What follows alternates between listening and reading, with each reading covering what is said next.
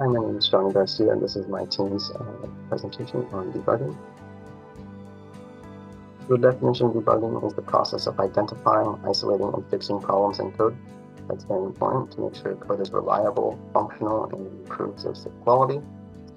And the goals of debugging is really just to find the source or the root cause of an error, and to improve the overall performance and efficiency and actually fix the error. Hello, Tanner McKenzie here.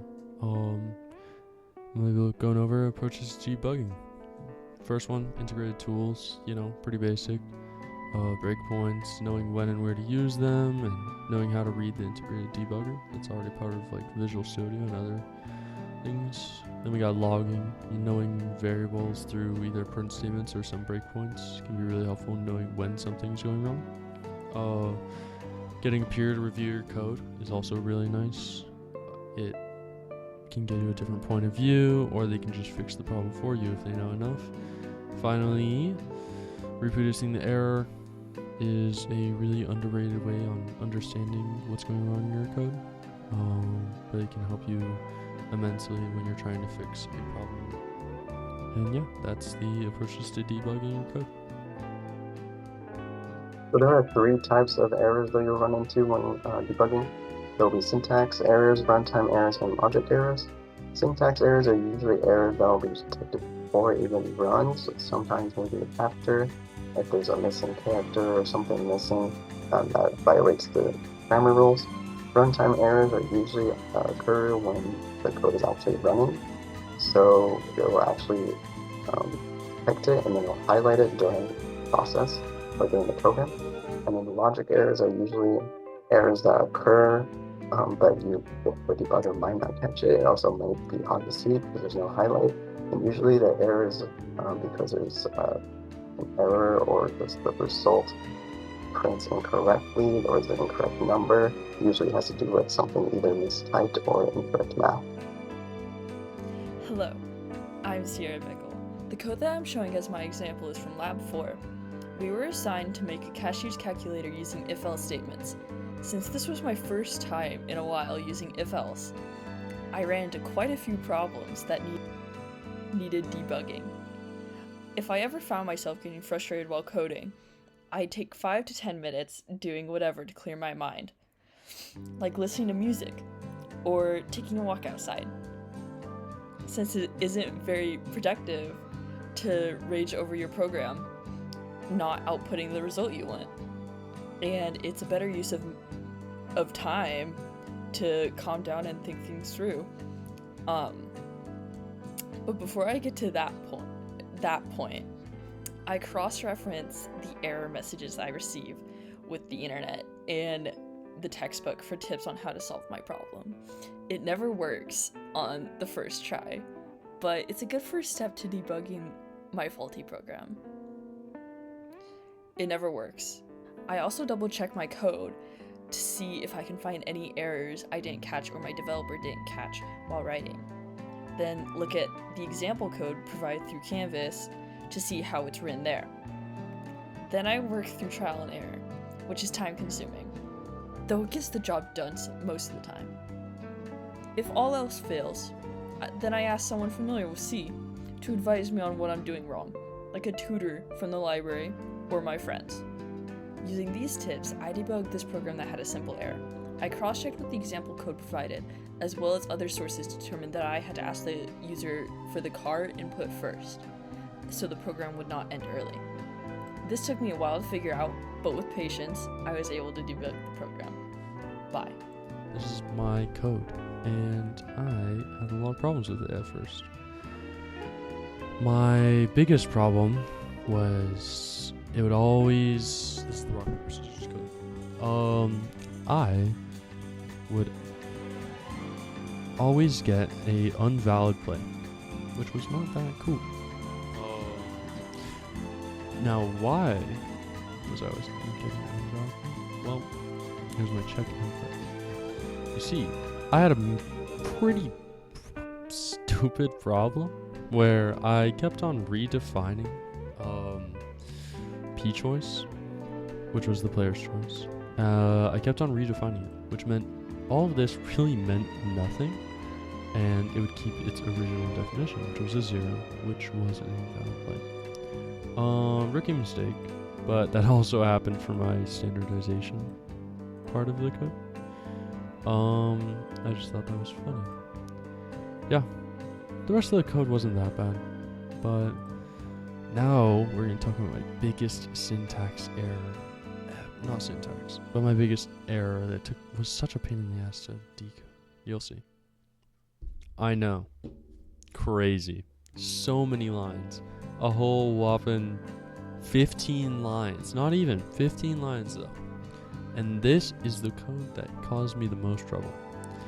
So, from what I remember, I had it.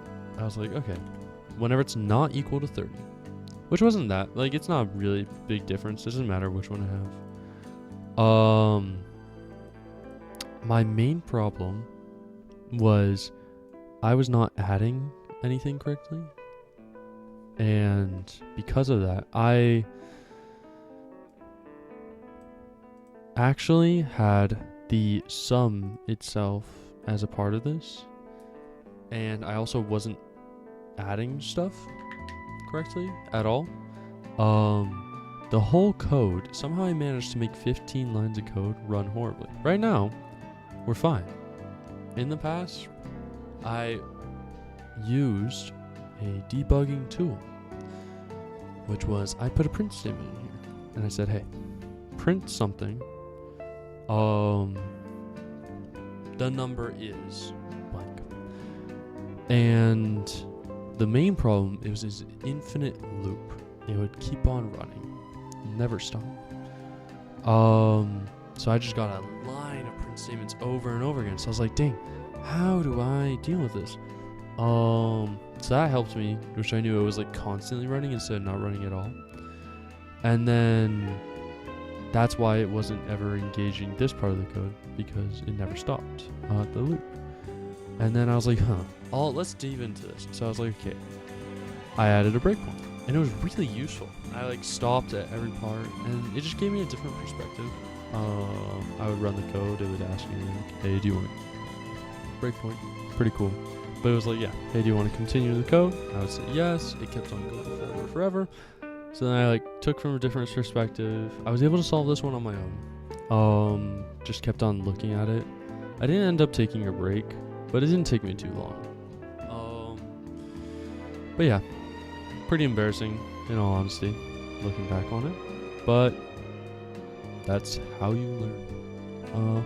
Yeah, thank you.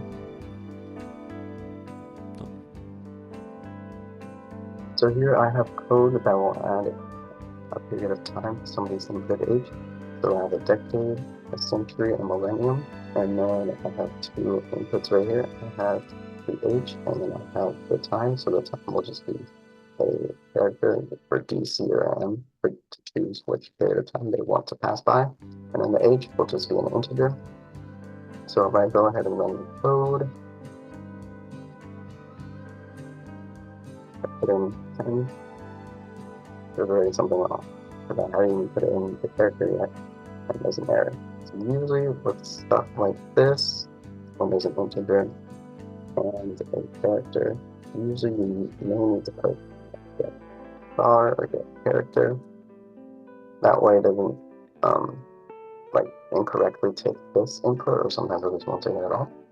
And then usually to check just in case you actually get the input you want. But what I like to do is put a print statement and then 3 puts that way. That way when you put in your input, it'll actually print it out. And then after that, I have a loop that will either determine, depending on what character is inputted, D, C, or M, it will do the math. I'll print out the statement. So now if I run it again, put in 10 again for the age, and now it actually what's going to input. So if I put D, well, print D, and maybe I can either put a new line, and then it prints the statement. But this is incorrect after, so if I'm 10 and a decade has passed, I would not be 100 years old. So to fix that, first of all, I put a new line or it looks cleaner. Then there's something wrong with the math. So the program actually ran, but there were incorrect results, and that would be logic error. So instead of multiplying the age and time passed, I would just add it. So now I'll have the new age will actually be the age plus the time, not multiplying. But now I have it again. Put in 10 for the age. D for decade. That's my input right here, so it's correct. It says after the chosen time has passed, your new age will be 20, which is correct. 10 years old plus 10 years past, or a decade, should equal 20. Thank you.